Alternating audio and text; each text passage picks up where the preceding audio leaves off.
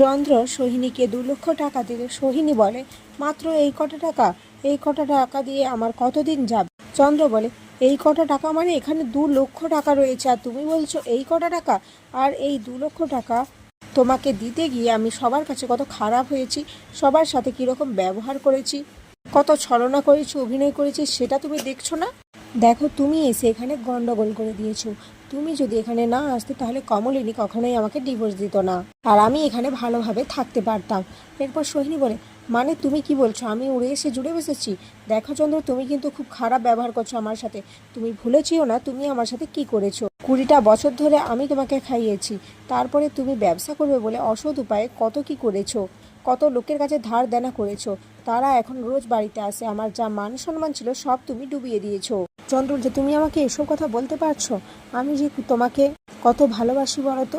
তখন সোহিনী বলছে, তুমি কাউকে ভালোবাসো না, তুমি একটা স্বার্থপর মানুষ। আর তোমার মা ভাবছেন তুমি ওনাকে কতই না ভালোবাসো, কিন্তু উনি তোমার আসল রূপটা এখনো দেখেও না দেখার ভান করে রয়েছেন। আর তুমি আমাকে ভালোবাসো, এটা শুনে আমি মরে গেলাম না কেন? সত্যি চন্দ্র, আমি যে তোমাকে কেন তখন বিশ্বাস করেছিলাম, আমি এখন নিজের আফসোস হয় প্রচুর। কমলিনী খুব ভালো একজন মানুষ, তুমি তাকেও ঠকাচ্ছ, তার নামে খুব খারাপ খারাপ নোংরা নোংরা কথা বলছো। আর আমি স্বতন্ত্রবাবুকে দেখে বুঝেছি উনি খুবই ভালো মানুষ। এটা শুনে চন্দ্র হো হো করে হাসতে থাকে আর বলে, সত্যি তুমি হাসালে বটে। সোহিনী বলে, আমি হাসানোর মতো কোনো কথা তোমাকে বলিনি চন্দ্র। এরপর চন্দ্র বলে, এটা হাসির কথা নয় তো আর কি? আর স্বতন্ত্রর কথা বলছো তো, ও তো ফ্রিতেই সব কিছু পেয়ে গেছে, আমার বউকে পেয়ে গেছে, আমার সংসার পেয়ে গেছে, তাহলে হাসবো না তো আমি আর কি করব বলো? সোহিনী বলে, ছি চন্দ্র ছি, তোমার মুখে ওই নোংরা নোংরা কথা তুমি আর আমার সামনে বলো না। আমি এখন এই 2 লক্ষ টাকা নিয়ে চলে যাচ্ছি, কিন্তু ভুলে যেও না এই টাকা যখন শেষ হয়ে যাবে আমি কিন্তু আবার আসবো। চন্দ্র বলে, সে ঠিক আছে, কিন্তু তুমি আসতে যাবে কেন? আমি নিজেই দিয়ে আসবো, যদিও বা আমার কাছে টাকা থাকে, আমি যদি তোমাকে দিতে পারি। সোহিনী বলে, ছি, তুমি একজন মানুষ না পশু? তোমার মেয়ে সেখানে কি খাচ্ছে না খাচ্ছে তার একবারও খোঁজ নাও না, নিজে এখানে চব্যচস্য খাচ্ছ। চন্দ্র বলে, আমি এতে কি করব বলো? তোমার মেয়ে যদি এমন ভাগ্য করে নিয়ে জন্মায়, তাহলে এতে আমার দোষটা কোথায়? এটা ওর ভাগ্যের দোষ। চন্দ্র বলে, দেখো, তোমার মেয়ের টিউশন রয়েছে, কলেজ রয়েছে, এসব বাদ দাও, ঠিক আছে? তুমি তো নিজেই পড়াশোনা করেছো, তাই এক কাজ করো, মেয়েকে তুমি নিজেই পড়াও। আর অত বড় দামি কলেজে কেন ভর্তি করতে যাবে? ওই পাড়ার কোনো লোকাল কলেজে ভর্তি করলেই তো পারতে। আর আমি যে 2 লক্ষ টাকা দিয়েছি, এক কাজ করো, 50,000 টাকা না নিজের কাছে রেখে দাও, যদি বিপদ আপদে কাজে লাগে। আর 1.5 লক্ষ টাকা সুদে খাটাও, ওখান থেকে যে সুদটা আসবে ওতে তোমাদের খুব ভালোভাবে চলে যাবে। সোহিনী বলে, ছি, কোন কুক্ষণে যে আমি তোমাকে বিয়ে করতে গেছিলাম, আমার জীবনটা তুমি একেবারে শেষ করে দিয়েছো। কিন্তু আমি আমার মেয়ের জীবন তোমাকে শেষ করতে দেব না। আমার মেয়ে খুব বড় একজন হবে, আর তোমাকে সে নিজে হাতে শাস্তি দেবে তোমার কর্মের জন্য।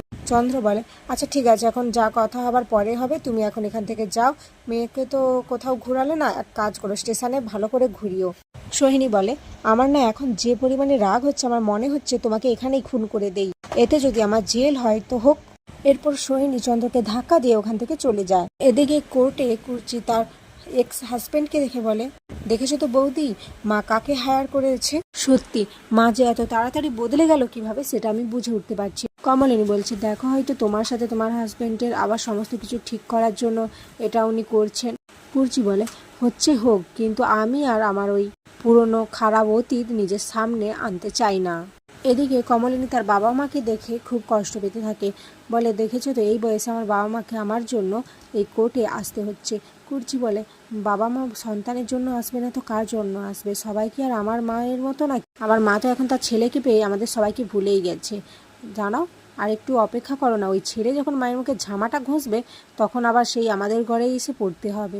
কমলিনী তার দাদাকে দেখে বলে, কি দাদা, তুই এখানে কেন এসেছিস? সামনে তো তোর মেয়ের বিয়ে, তুই ওখানে থাকতে পারতিস। কমলিনীর দাদা বলে, দেখ, আমার মেয়ের বিয়ে আমি ঠিক করিনি, আর তাছাড়া আমার কাছে তুই বেশি ইম্পর্ট্যান্ট, তা আমি আসবো না তো কে আসবে বল? ওদের কথা বলার মধ্যেই তখন স্বতন্ত্র ওখানে চলে আসে। আর এখানেই আজকের পর্ব শেষ হয়ে যায়।